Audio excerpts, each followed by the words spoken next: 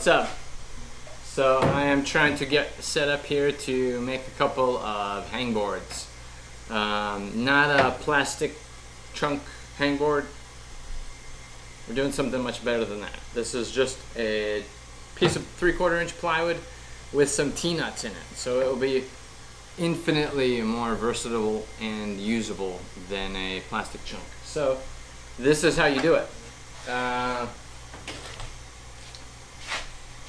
Most lumber stores like Home Depot or Lowe's will cut the wood for you, so you can go get a 23-30 seconds sheet of plywood. So if you look at the edge of the plywood here, you can see there's multiple layers. You want more layers, not less. Less layers means poor quality, means it's gonna fall apart. And you don't want OSB, you don't want some particle board. It's specifically called plywood. So I don't like to haul the big 4x8 sheets because they're way too big and heavy. So what I do is I have Home Depot rip them down into these 2 foot by 8 foot panels. So it's not really about the weight, it's just they're so wide that it's hard to manage them. So these guys, you can manage them a lot better. If you're gonna go to Home Depot and have them cut it, the easiest thing to do is just go in with all your measurements and have it ready. So if you got a 8 foot sheet of plywood you want cut down, just tell them how wide and how long they need to be and they'll get it done. So since I had these cut into 2 by 8 foot sheets, that's too big for a hangboard. That's good for doing climbing wall panels. So I'm going to cut it down to 12 inch by 48.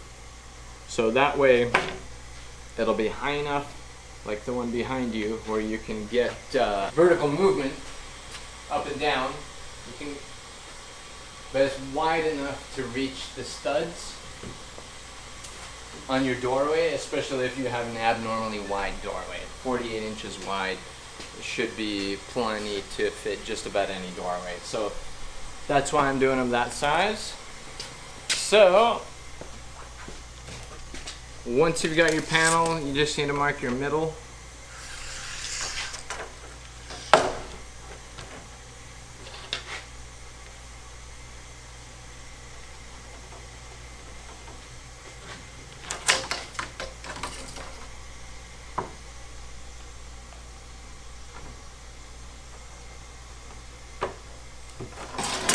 Any tape measure or mark you make is always going to be a little bit off.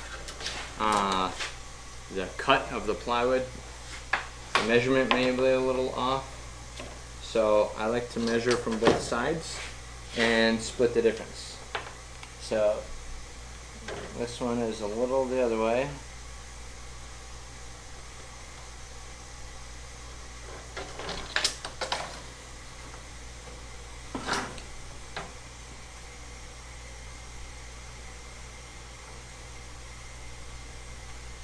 Okay.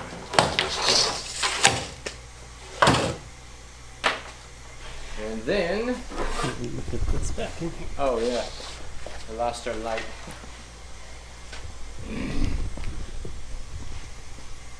And then just finish your line.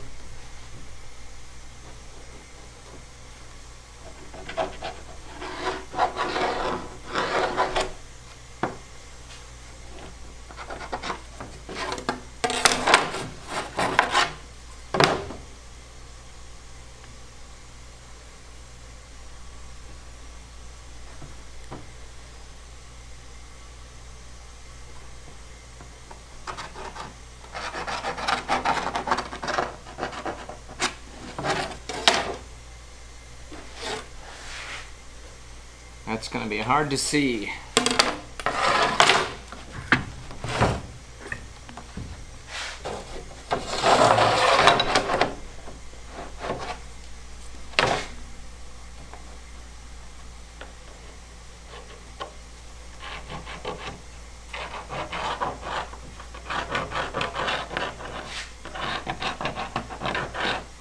Okay, that's better.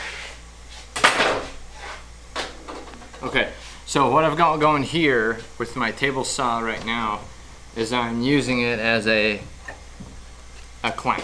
So the panel is just squeezed between my guide and the blade. So I'm going to be using this guide to make this long cut because it's too hard to keep this panel straight on the table saw. Technically my saw is long enough to do a 48 inch cut, but with it being this long and skinny, doing this cut, it's going to be too easy to get it twisted and wiggled. So I'm just going to use my skill saw.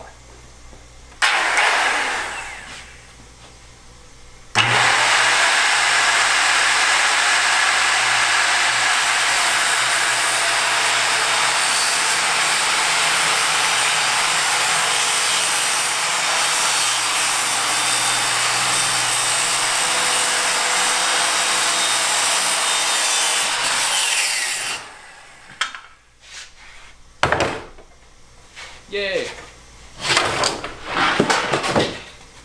Okay, now we can use the table saw to rip them down to 12 inches.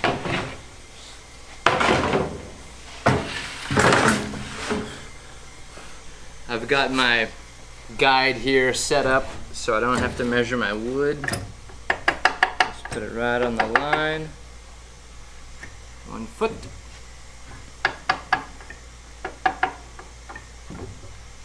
Good to go. If you're going to be doing a lot of dust creation as I do,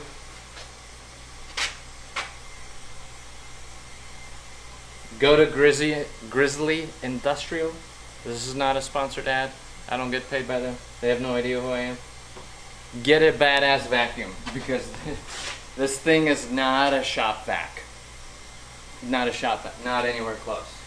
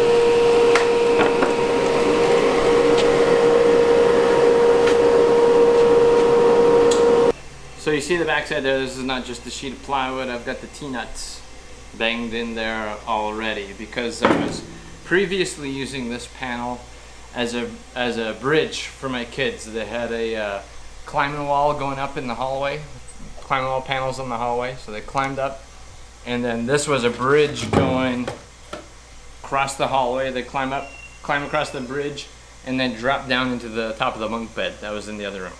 But that's all changed out. Bridge is down. Bridge is now hangboards. So, the way you do this, you don't have to do it in the whole sheet. You can cut it all down like this, stack them up, mark your grid for the spacing that you want, and then just drill through the stack of several sheets, or you're just doing one. You can just do one. So it's pretty easy. I like mine on a 6" by 6" grid. So I start it 3 inches in, right? So that if you end up, you change your mind, you want to make the wall bigger, you can stick another panel right next to it and it's still a 6" by 6" grid. There's no weird spacing at that one point. So do what you want. I like the 6 by 6. And then once you've got your points marked where you want to put your T-nuts, you need to use a 7/16 inch bit to drill the holes. And then you can put your T-nuts in. These ones are custom T-nuts that I have made myself. They're made with a thicker steel, which makes them a little bit stronger. One of the things that I like about them is that when you use a 7/16 inch bit and then you hammer these guys in, it fits more tightly than when you use an average T-nut, because the barrel is bigger because it's made with thicker steel. So in the past I've put up videos explaining how to install T-nuts where you gotta glue it in and pull it in with a wrench and things like that. With my custom T-nuts, they're made with 0.075 thickness steel instead of 0.063, which is the standard. Probably doesn't sound like much, but it makes a significant difference. No more glue. You just pop it in, hammer it, it stays. The T-nuts don't pop out when you're trying to route set and all that, so far so good. I've been using some of the same climbing wall panels for, let's see, my son is 8, so for 7 years now without popping out T-nuts, so good to go. Once you've got your T-nuts in, all you gotta do is get your stud finder. And this is a stud, right? So stud is just another word for a 2x4, right? This was just a brace that we were using to hold up the salmon ladder, but this is just an example of a stud. This is the width of your studs. They're called 2x8s or 2x4s or whatever. They're never actually 2 inches. That's what it's called before they're cut. Once they're cut, they're only about 1.5 inches wide. So this is what you're trying to find behind your wall in here. This stuff that you knock on and it's hollow, that's drywall. That's not a structural surface. That's why you have to have all these special tricks and tools and stuff to hang a picture frame on your drywall, because it's basically mud with a couple of sheets of paper over it. And behind that those are fastened to, is these studs. So you need to get your stud finder and find the center of your stud. That'll tell you where you need to put your screws in to fasten your hangboard securely to the studs. So you will have a lintel going across the top of the doorway right under there. It's very solid. Normally you have a center piece also up here, and you have about 12 inches up, you've got another beam that goes across, and then those sit on top of 2x4 studs back to back. So this piece back here that you're looking for should be about 3 inches wide, at least 3 inches wide, but each section is only 1.5 inches. So once you find your studs, you just need to grab your drill and put your screws in. Once you've got that done, these are 3/8 16 T-nuts, which are industry standard over the whole world. So that means that any bolt-on climbing hold sold by any manufacturer on the planet just about makes grips to be used with 3/8 16 bolts. So you can use my grips, you can make your own grips, you can buy grips from anybody else on the planet and bolt them to your hangboard and make it however easy or difficult or fun that you want. Part of why I like a chunk of plywood over a nice fancy looking chunk of plastic for a hangboard is you can bolt hangers to it and suspended grips. You can put gymnastics rings on them, so you can suspend gymnastics rings. Put an eye bolt into one of those T-nuts, drop your gymnastics rings. You can do your push-up workout down there near the ground. You can do dips right up here. You can put them higher and do pull-ups. Obviously you can put whatever grips you want up there. So I hope you like this video. Let me know if you have any questions about any details about making one of these plywood hangboards or anything else. If you don't know already, I am 3ballsteve on Patreon. That's patreon.com/3ballsteve. That's the number 3. I am also on Instagram. It's 3ball.steve. This is a private page for my Patreon members, and my public page is 3ballsteve on Instagram. So, hope you come join me, see what I'm doing, my crazy new projects, and let me know if you have any questions about new projects that you want to hear about how to do. Alright, have a good day.